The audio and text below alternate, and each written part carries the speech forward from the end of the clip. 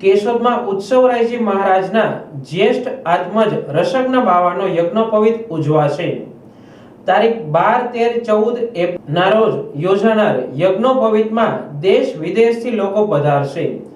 કેશોદ વ્રજભવન હવેલીએ બિરાજમાન 108 શ્રી ઉત્સવરાયજી તેમજ ચોપાસની બિરાજમાન 108 શ્રી મુકુટરાયજીના સાનિધ્યમાં કેશોદમાં ઉત્સવરાયજી મહારાજના જ્યેષ્ઠ આત્મજ રસજ્ઞ બાવાનો યજ્ઞોપવિત ઉજવાશે। આ યજ્ઞોપવિત પ્રસ્તાવ નક્કી કરવા આમંત્રણ સભાનું આયોજન કરાયું હતું। કેશોદના માંગરોળ રોડ કરણિયા બાપાના મંદિરની બાજુમાં મુરલીધરજી મહોદય રસજ્ઞ બાવા શુભ યજ્ઞોપવિત પ્રસ્તાવ નક્કી કરવા આમંત્રણ સભાનું આયોજન કરવામાં આવ્યું હતું।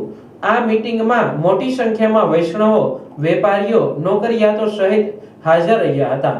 તારીખ 12, 13, 14 એપ્રિલના યોજાનાર યજ્ઞોપવિત કાર્યક્રમમાં દેશના આચાર્ય ઉપરાંત ગૌસ્વામી બાળકો પધારશે તેમજ દેશ વિદેશમાંથી મહાનુભાવો ઉપસ્થિત રહેવાના હોય તેમની વ્યવસ્થા કરવા માટે મીટિંગનું આયોજન કર્યું હતું, જેમાં કેશોદના અગ્રણીઓ ઉપસ્થિત રહ્યા હતા।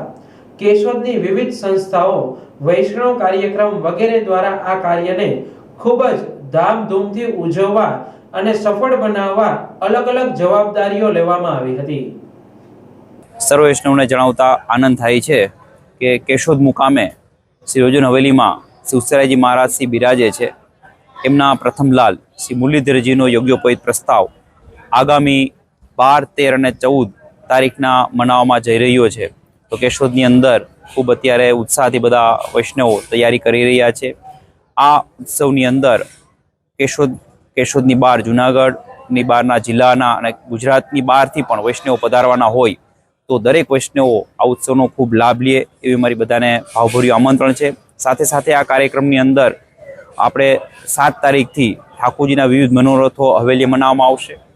એવી જ રીતના 7 તારીખથી પ્રસ્તાવ સ્થળે જ માંગરોળ રોડ ઉપર કરણિયા બાપાની જે જગ્યા છે એની બાજુમાં જ પ્રસ્તાવ સ્થળ ઉપર સાંસ્કૃતિક કાર્યક્રમોનું આયોજન કરવામાં આવશે અને 12 તારીખે ગણેશ સ્થાપનની વિધિ થશે।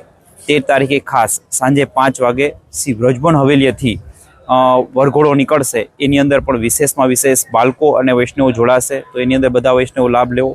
સાથે સાથે 14 તારીખે સવારમાં જનોઈ પ્રસ્તાવની વિધિ હશે, એમની અંદર પણ વિશેષમાં વિશેષ બધા વૈષ્ણવો હાજરી આપે એવી પ્રસ્તાવ સમિતિની બધાને ખૂબ ખૂબ ભાવભર્યું આમંત્રણ છે। શિવલ્લભાધીશ।